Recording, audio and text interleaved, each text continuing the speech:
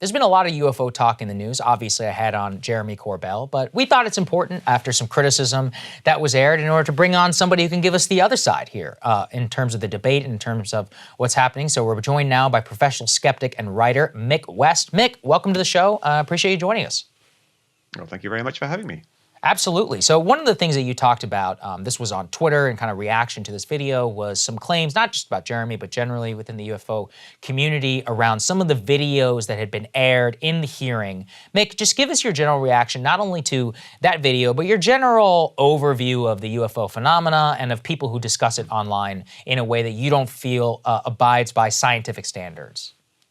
Sure. I think the problem we have here is one of people focusing on advocacy rather than on investigation. People are trying to push a certain narrative and try to make things be a certain way. And a lot of this is very genuine.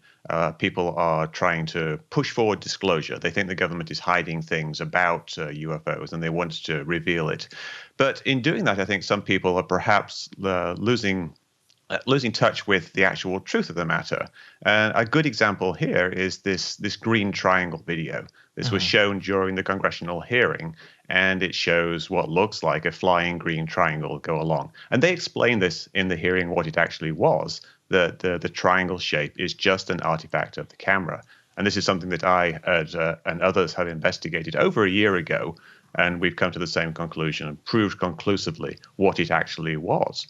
But Jeremy Corbell, who was actually mentioned by name in the hearing, he's someone who is actually very much in the mix of this issue, has been consistently promoting the idea that this triangle shape wasn't from the camera, and this was the actual shape of the object itself. And I think this is a big problem. If the people can't actually get along with the actual evidence and the actual analysis that people have done, and the evidence is staring you straight in the face, we're losing track. We're not on an honest trajectory.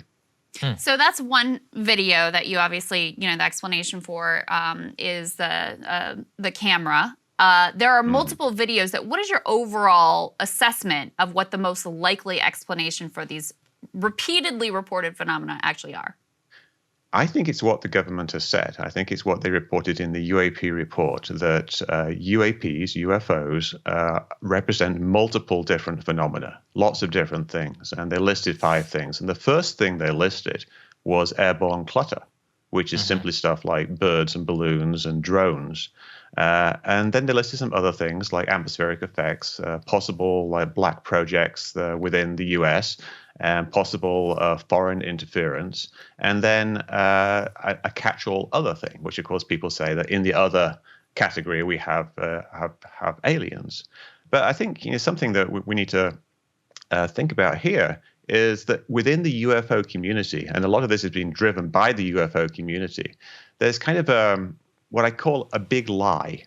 And it's a lie that people repeat as if it's true because a lot of people believe it to be true because it's been told over and over again. So a lot of the people who are saying this are not actually lying. And the big lie in the UFO community is that the government has admitted that there are flying craft in our airspace that are doing things that basically defy the laws of physics.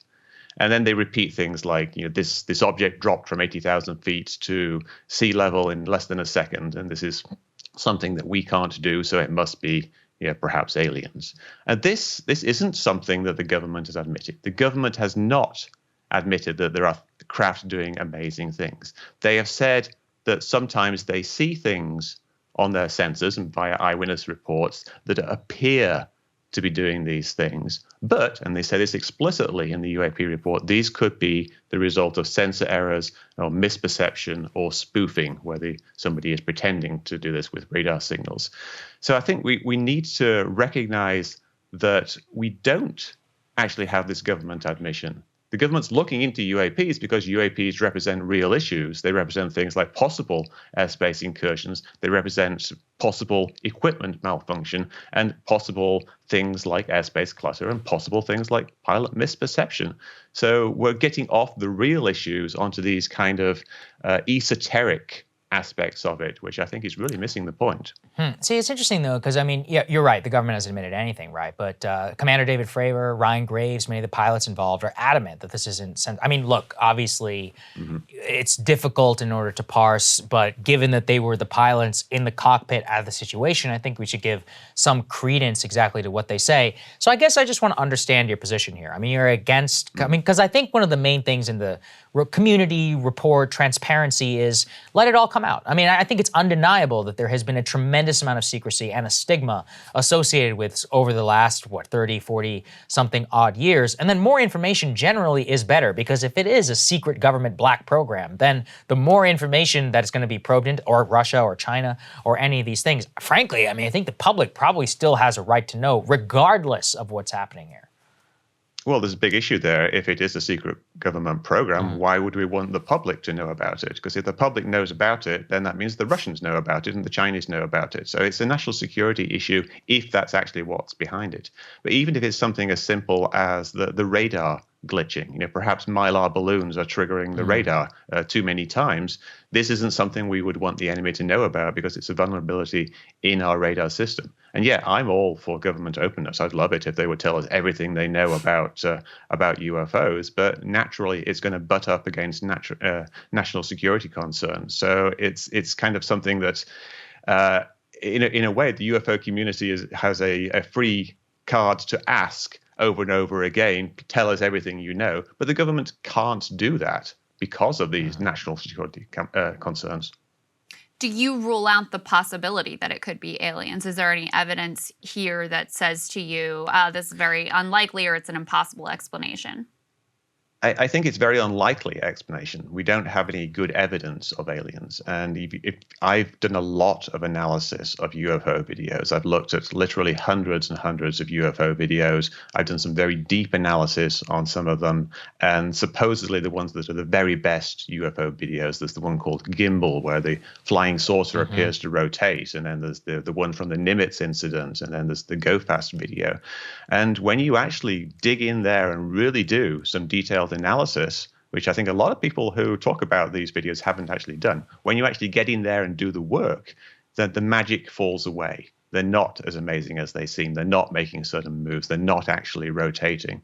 And it's the evidence just isn't there for something like aliens. And you've got to ask yourself, if it was there, if we did actually have evidence of these amazing craft flying around and defying the laws of physics, even if they're not aliens, even if they're just something that can travel at 70 or 100 or 1,000 G-forces, then that would be a massive disruption. It would be a paradigm-changing thing, the likes of which we've never seen before. All of our conventional technology for transportation and military operations would be redundant, and everybody will be having to move over to this new type of craft. So the lack of any real investment in that, I think, is very, very telling as to the degree of evidence behind the curtain, because it would warrant not $22 million like a few years ago, which was the old program. It would warrant billions and billions and billions, hundreds of billions of dollars. You look at, say, the F-35 program. That's a $1 trillion program over its lifetime, but it would be completely irrelevant and redundant. But nothing's going on. Nothing is actually going on. The amount of money they've spent on it, the amount of effort they've put into it is very, very small. Well, nobody can let it be said that we don't air dissenting viewpoints. And Mick, we'll be happy to welcome you back on the show should this ever come back. And we're going to continue to try and air all sides of this thing. So thank you so much for joining us and explaining it. I thought you did a great job. Thank you very much. Absolutely. We'll see you guys later. Cable news is ripping us apart, dividing the country, making it impossible to function as a society, and making it impossible to know just what is true and what is false. But the good news is they are failing and they know it. That is why we're building something new, a new mainstream, a healthier one, something more trustworthy, something that we are going to need in one of the most pivotal times in American history. We are building up here for the midterms, for the upcoming presidential election, but we need your help. So if you can help us out by becoming a premium member today at breakingpoints.com, we're trying to change America for the better and the entire world. So what are you waiting for, guys? Go to breakingpoints.com and sign up and help us build a new mainstream.